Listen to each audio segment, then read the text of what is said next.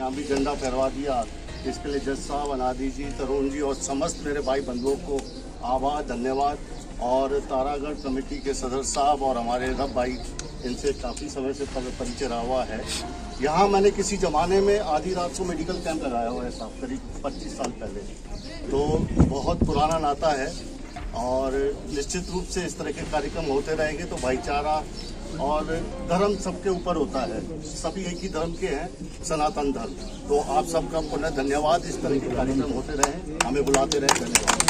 वंदे मातरम, वंदे मातरम। जैसा कि आज बहुत खुशी का दिन है कि हमारे वंशज सम्राट पृथ्वीराज चौहान, जो अंतिम हिंदू सम्राट कहलाए, उनके मूल स्थान पर तारागढ़ पर आज उनके नाम से एक ध्वज लहराने यहाँ पूरा दल आया है। और यहाँ के लोगों ने, यहाँ के प्रशासन ने, यहाँ के लोगों ने जो आज सनातन धर्म रक्षा संघ के माध्यम से अजय मेरू का प्रसिद्ध किला, विश्व का पहला किला, वहाँ पर सम्राट पृथ्वीराज चौहान के जन्मदिन जयंती के दिवस पर भव्य सम्राट पृथ्वीराज चौहान का ध्वज फहराया गया और मिठाइयाँ वितरित की गई, जिसमें क्षेत्रवासियों के साथ साथ अजमेर के अनेकों विविध संगठन, जिसमें भूतपूर्व सैनिक परिषद और अजय मेरू 84 कोष परियोजना समिति और अनेक संगठनों के द्वारा अपनी सहभागिता निभाई गई। साथ में आज की मुख्य अतिथि अनादि सरस्वती जी, साध्वी अनादि सरस्वती जी और सेवानिवृत्त जज अजय शर्मा जी ये रहे और इनका उद्बोधन हमें प्राप्त हुआ। सभी ने किले का भ्रमण कर यह पाया कि विश्व के प्रथम किले पर जीर्ण शीर्ण अवस्था में है, उसका रखरखाव किया जाना चाहिए और ऐसी समय की मांग थी। सबसे पहले मैं पूरे हिंदुस्तान के नागरिकों को बहुत बहुत बधाई देना चाहता हूं कि आज पृथ्वीराज चौहान की जयंती है और विशेष तौर पर अजमेर के नागरिकों को, क्योंकि अजमेर का पृथ्वीराज चौहान से बहुत बड़ा नाता रहा है। वो यहाँ के शासक रहे हैं। अजय मेरू केवल अजमेर शहर तक ही सीमित नहीं था। ये आबू पर्वतमाला से लेकर और दिल्ली तक की जो आपकी अरावली पर्वतमाला है, वो अजय मेरू के रूप में जानी जाती थी। उसका शासक हिंदू अंतिम सम्राट पृथ्वीराज चौहान था।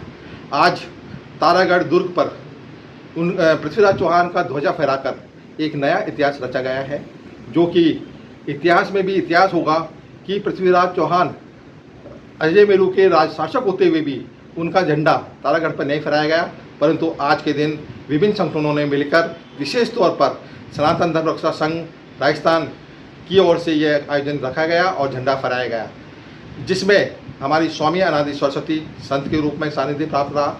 राजस्थान प्रदेश महाअध्यक्ष डॉक्टर शैतान सिंह जी, जो राउत महासभा के अध्यक्ष हैं, सिंधी समाज के अध्यक्ष डॉक्टर थदानी जी और अनेक सभी समाजों के लोग इस कार्यक्रम में शामिल हुए।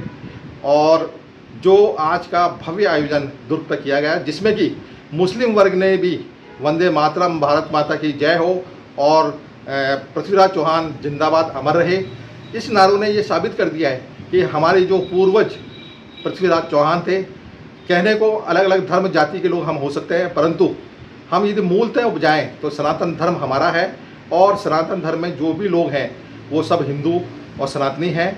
इसलिए हमने इस चीज़ का भी प्रचार किया कि जो हमारे अंतिम हिंदू सम्राट पृथ्वीराज चौहान थे, वो केवल सनातनी ही नहीं थे, शूरवीर भी थे और उन्होंने बहुत युद्ध किए और उनकी शूरवीरता पूरे जग में जाहिर है।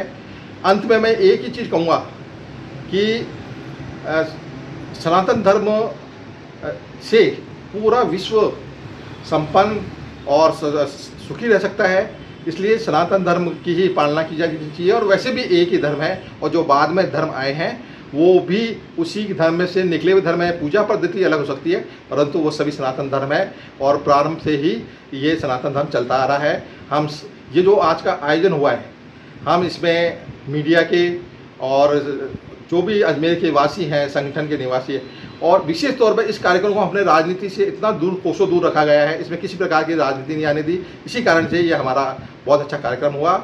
मैं इसमें सबका दिए गए सहयोग का बहुत बहुत आभारी हूँ। मैं